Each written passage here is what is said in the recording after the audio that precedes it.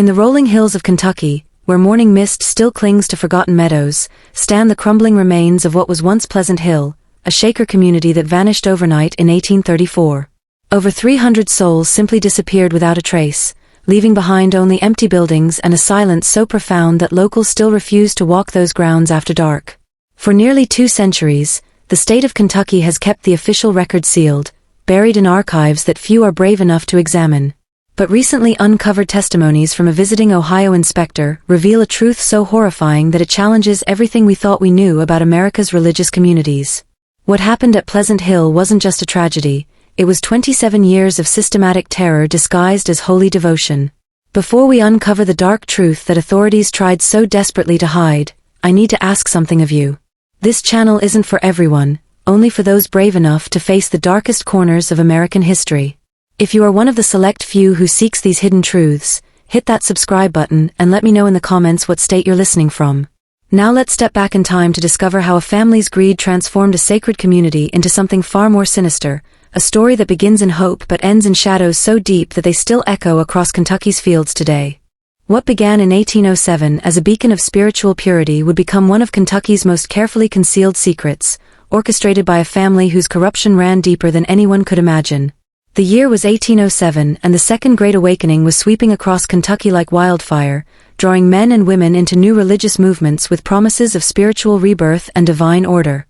In this atmosphere of fervor and longing for something greater than the self, Pleasant Hill emerged as a sanctuary for those seeking to live according to Shaker principles: celibacy, communal property, and separation from the world's corruption. The community, nestled in the fertile bluegrass region near Harrodsburg, attracted hundreds of converts who willingly surrendered their earthly possessions for the promise of spiritual perfection. To outsiders it looked like a utopia, neat rows of simple wooden homes, barns heavy with harvest, and a congregation that sang and danced in ecstatic worship. But beneath the surface of harmony lay an order built on obedience, secrecy, and control. Each convert gave up more than land or money. They gave up identity, family ties, and the ability to question those in power. As years passed, Pleasant Hill grew not just in numbers but in wealth, becoming one of the richest communal societies in the state, a fact that would one day attract the envy and interference of those who saw faith as a cloak for greed. At the heart of this seemingly devout community stood the Richardson family, whose influence permeated every aspect of daily life. Elder Samuel Richardson, a tall man with piercing gray eyes and a voice that could command any congregation, had arrived from Ohio claiming direct ordination from Mother and Lee's original disciples. His carefully maintained appearance, always dressed in simple but immaculate Shaker garb, and his encyclopedic knowledge of Shaker theology convinced even skeptical visitors of his authenticity. His wife, Sister Martha Richardson, had publicly renounced their marriage to maintain Shaker celibacy, while secretly continuing their relationship in the privacy of Samuel's expanded quarters. Martha possessed an almost supernatural ability to read people's motivations and fears, a skill she used to devastating effect in managing the community's complex social dynamics. Her soft-spoken manner and gentle smile masked a calculating intelligence that rivals found both intimidating and irresistible. Their family network extended throughout the community like the roots of an ancient oak. Their eldest son, Brother Ezekiel Richardson, a broad-shouldered man with his father's commanding presence, managed the community's extensive agricultural operations. He had transformed Pleasant Hill's farming from subsistence agriculture into a commercial enterprise that supplied produce markets throughout the Ohio River Valley. His younger brother, Brother Caleb Richardson, served as the community's unofficial security chief, monitoring members' private conversations and correspondence with an efficiency that would have impressed any modern intelligence operation. Sister Rebecca Richardson, Samuel and Martha's eldest daughter, oversaw the women's dormitories and new convert orientation. At 28 she had never married and channeled what observers described as fierce maternal instincts into managing the female members of the community. Her ability to break down psychological defenses and rebuild personalities according to Richardson family specifications was legendary among those who survived her so-called spiritual counseling sessions. The youngest Richardson daughter, Sister Patience, maintained the community's official records and correspondence.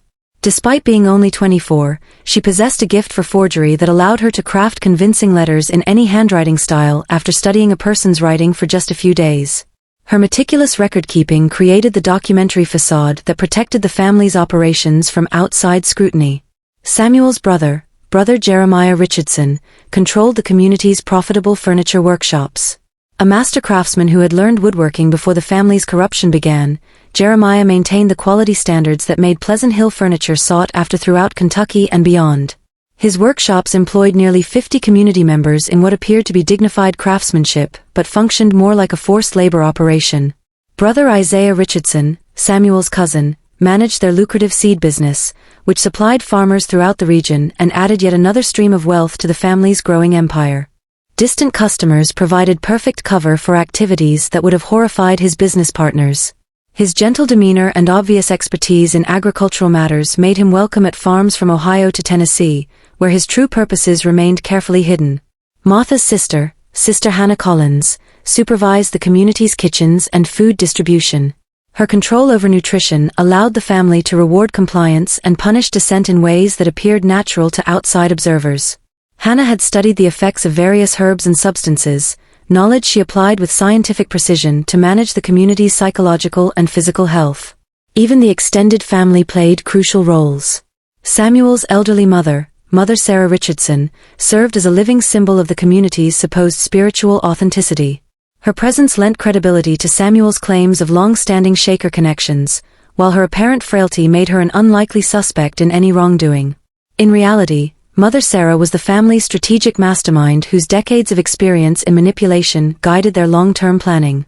Brother Nathan Richardson, Samuel's youngest brother, managed the community's external relationships with local authorities and neighboring communities.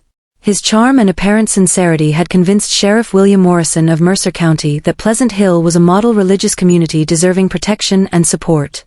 Nathan's regular donations to local churches and civic organizations purchased goodwill that proved invaluable when questions arose about the community's activities.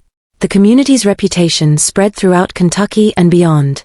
Visitors marveled at the pristine buildings constructed with materials purchased through the community's legitimate business profits, and the perfectly ordered gardens maintained by members who worked from dawn to dusk produced vegetables and herbs that supplied both the community's needs and commercial markets. The apparent contentment of the nearly 400 members impressed even skeptical observers who saw no obvious signs of coercion or abuse. What outsiders couldn't perceive was the intricate web of surveillance and control the Richardson family had woven throughout Pleasant Hill. Every aspect of community life flowed through family members who reported directly to Samuel and Martha during their nightly strategy sessions. No decision, no matter how trivial, occurred without Richardson approval. No member could leave the grounds without a Richardson family escort, and even brief trips to nearby Harrodsburg required detailed justification and careful supervision. The family had created what modern psychologists would recognize as a perfect totalitarian environment. Information flowed only downward from the leadership, while surveillance ensured that any dissent was quickly identified and addressed. The community's isolation, both geographical and psychological, made resistance seem not just futile but unthinkable to most members. New converts underwent a carefully designed indoctrination process that stripped away their previous identities and rebuilt their personalities according to Richardson's specifications. This process, supervised primarily by Rebecca and Martha Richardson, typically took 6 months to complete. By its conclusion, new members had been psychologically transformed into compliant followers who viewed questioning the family's authority as tantamount to questioning God himself. The community's daily routine reinforced this control at every turn. Members rose at 4:30 each morning to the sound of Brother Caleb's bell, ate breakfast prepared under Hannah Collins's supervision, and spent their days at assigned tasks carefully designed to prevent private conversations or independent thinking. Evening worship services led by Samuel Richardson, with various family members playing supporting roles, combined genuine spiritual element with subtle psychological manipulation that reinforced dependency and discouraged critical thinking. The first crack in Pleasant Hill's perfect facade appeared on a frigid February morning in 1812, when Brother Thomas Whitman, a successful merchant who had donated his entire estate to the community 5 years earlier, began asking uncomfortable questions about the community's finances during a public meeting. Brother Thomas had arrived at Pleasant Hill in 1807 as one of the community's earliest and most generous converts. A widower in his 50s whose children had died in a cholera outbreak, he had found comfort in the Shaker promise of spiritual family and eternal purpose. His donation of a thriving dry goods business and substantial property holdings had provided much of the capital that allowed the Richardson family to establish their operations on such a grand scale. For 5 years Thomas had been the model community member. He worked tirelessly in Brother Ezekiel's agricultural operations, served as a mentor to younger converts, and never questioned the leadership's decisions. His transformation from successful businessman to humble Shaker brother impressed visitors and reinforced the community's reputation for spiritual authenticity. But Thomas's business background made him uniquely qualified to notice discrepancies that escaped other members' attention. His trained eye for financial details, combined with his access to certain operational records through his agricultural work, gradually revealed inconsistencies that troubled his conscience. The seed business profits reported by Brother Isaiah didn't match the amounts Thomas had observed during his visits to customer farms. The furniture workshop revenues seemed impossibly high given the number of pieces he saw being produced. Most puzzling of all, the community's membership numbers didn't align with the consumption records he maintained for feed and supplies.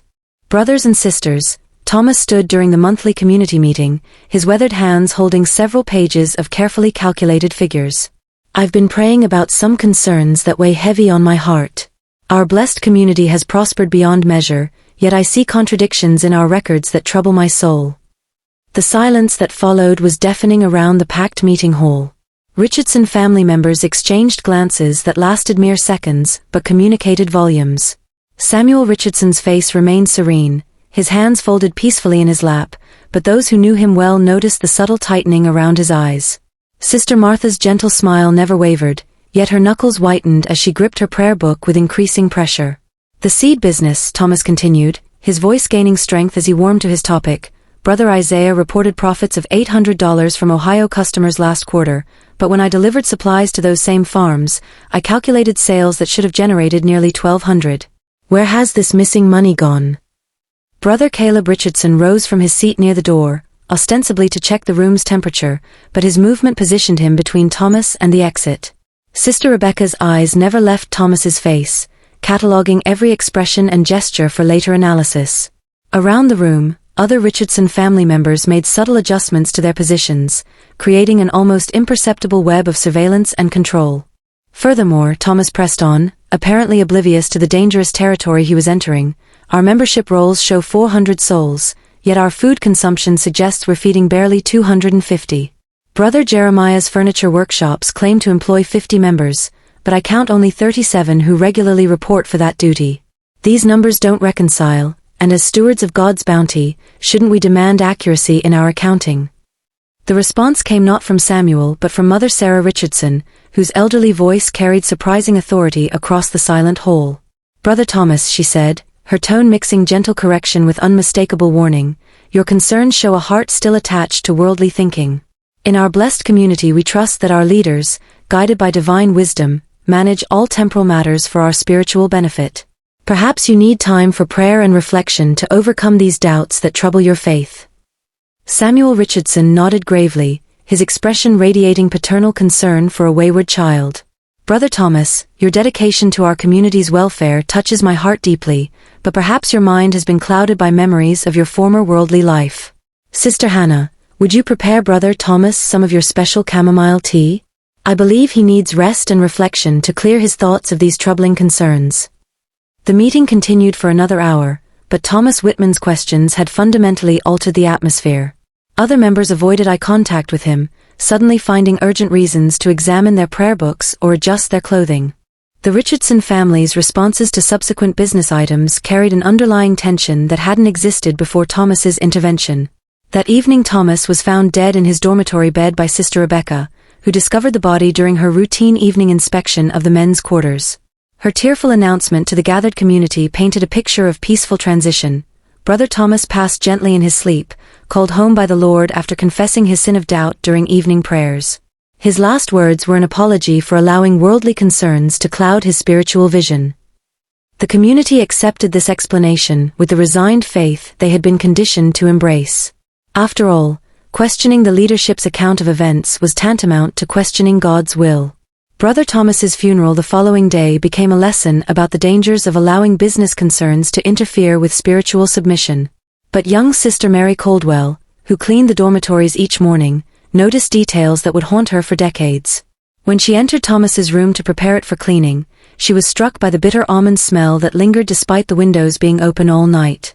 Thomas's fingernails had turned a distinct blue color she had never seen on any corpse, and most disturbing of all, she discovered traces of white foam around his mouth that Sister Rebecca had carefully wiped away before calling for help.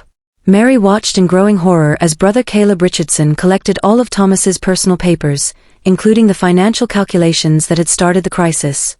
These documents, along with his ledger books and correspondence, were burned in the communal fireplace that very night during what Samuel described as a cleansing ceremony to purge worldly attachments from their sacred space.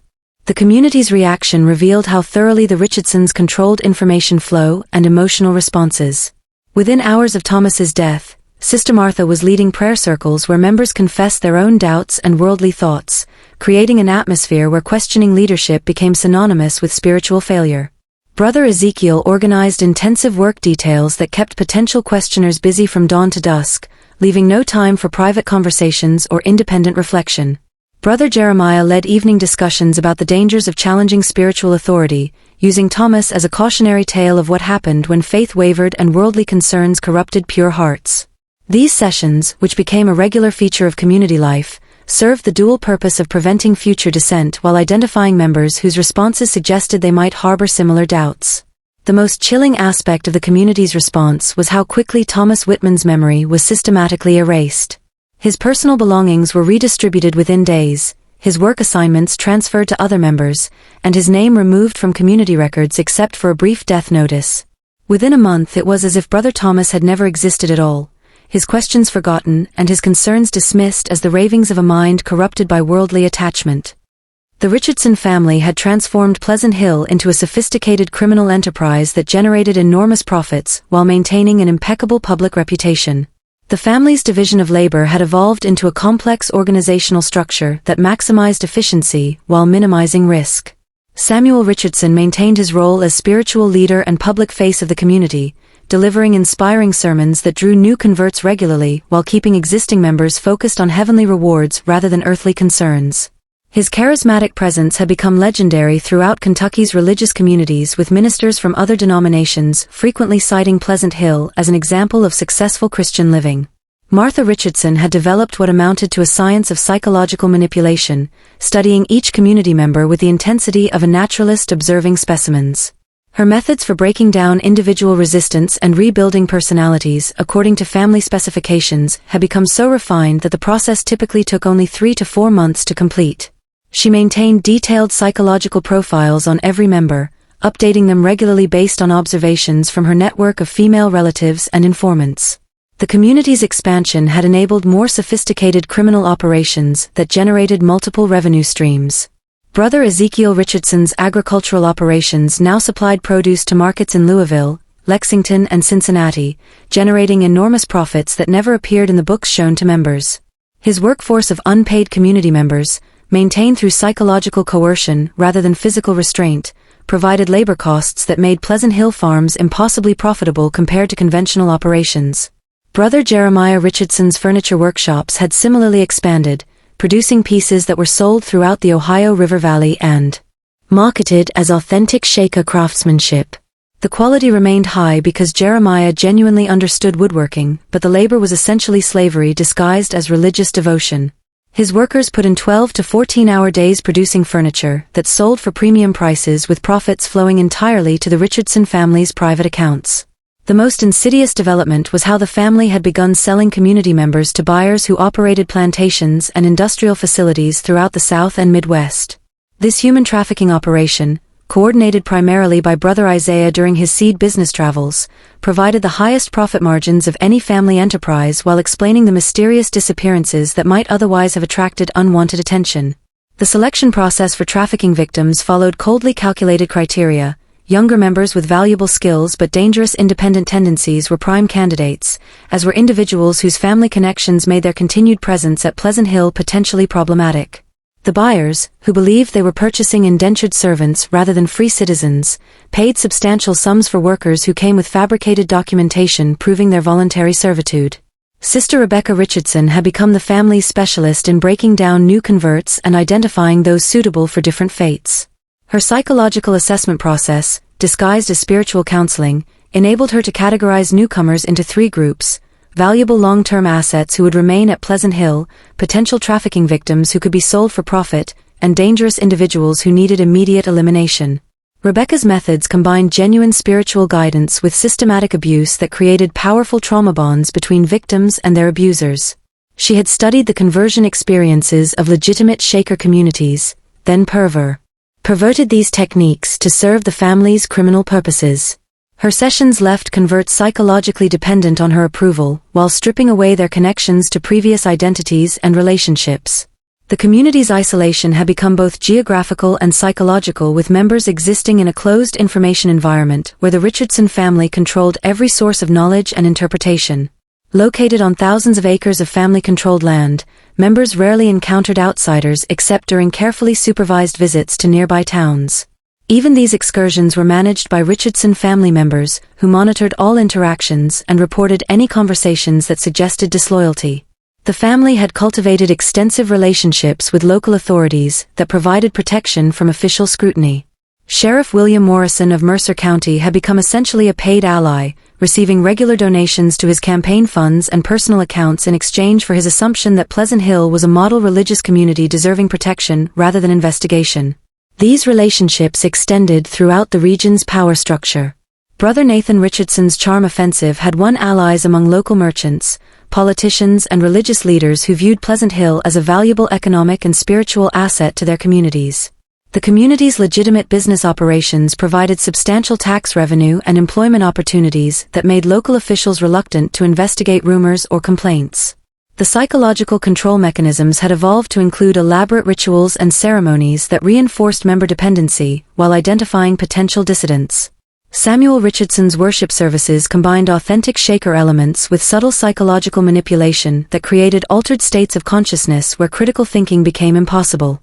These services often lasted for hours, leaving participants emotionally drained and psychologically vulnerable to suggestion. Evening confession sessions led by various Richardson family members served multiple purposes beyond spiritual guidance. They provided opportunities to identify members harboring doubts or resentments, created public pressure for conformity through shame and guilt, and enabled the family to gather intelligence about private conversations and relationships that might threaten their control.